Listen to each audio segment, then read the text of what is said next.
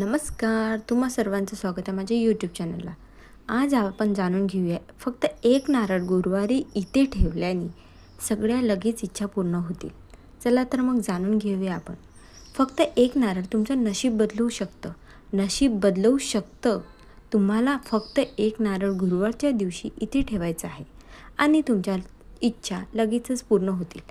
मनापासून मनाभावाने आणि विश्वासाने तुम्हाला हा उपाय हे काम करायचं आहे. जर स्वामी महाराजांवर, श्री गणेश गणपतीवर तुमचा विश्वास असेल तर तुम्ही हा व्हिडिओ संपूर्ण बघा आणि हा उपाय नक्की करा. जर तुमच्या मनात कोणती तरी इच्छा आहे, तुम्हाला काहीतरी हवं आहे, मग ती वस्तू असेल किंवा ती व्यक्ती असेल, तुम्हाला कसली तरी गरज आहे, ते मिळवायचं आहे, तर फक्त हा उपाय तुम्हाला ते मिळवून देऊ शकतं. फक्त तुम्ही विश्वासाने, मनोभावाने हा उपाय करायला पाहिजे. हा उपाय फक्त गुरुवारच्या दिवशी तुम्हाला करायचा आहे. हा उपाय करण्यासाठी अर्थातच तुम्हाला पूजेचे नारळ लागणार. हे नारळ आणायचं, त्याला व्यवस्थित सोलून घ्यायचं. शेंडी मात्र राहू द्यायची. शेंडी सोलायची नाही.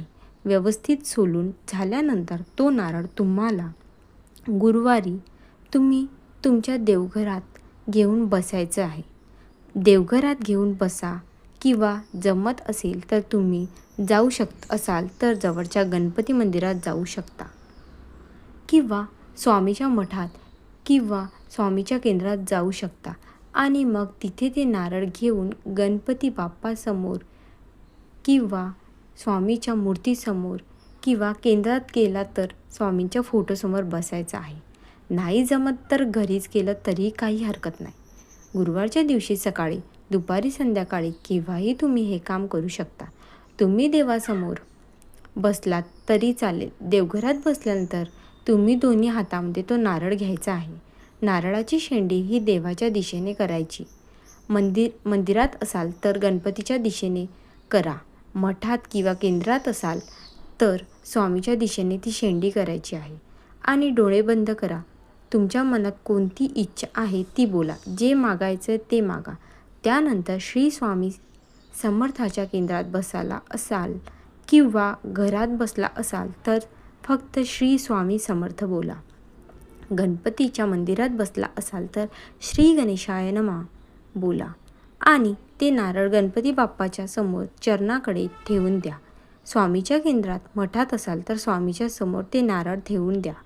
आणि जर तुमच्या घरात तुम्ही हा नारळाचा उपाय करत असाल तर स्वामीच्या समोर किंवा तुमच्या देवघरात हा नारळ एका साईडला ठेवून द्यायचा आहे. मठात, केंद्रात किंवा गणपती मंदिरात नारळ ठेवला तर तो नारळ तिथेच राहील. तुम्ही तो आणायचा नाही, तो तिथेच राहू द्यायचा. परंतु जर आपण हा नारळ आपल्या देवघरात ठेवला तर तो नारळ तुमच्या देवघरातच राहू द्यायचा. आता किती दिवस राहू द्यायचा? तर तो जोपर्यंत तुमची इच्छा, मनोकामना सिद्ध होत नाही, ती पूर्ण नाही होत, तोपर्यंत तो नारळ देवघरातच राहू द्यायचा. त्या नारळाचे इतर मूर्ती किंवा फोटो आपण पूजा करतो तसेच पूजन करायचं. पुन्हा तो नारळ रोज देवघरात साफसफाई झालं का पुन्हा त्या जागी ठेवायचा. असं जोपर्यंत आपली इच्छा पूर्ण होत नाही तोपर्यंत तो नारळ देवघरातच राहू द्यायचा.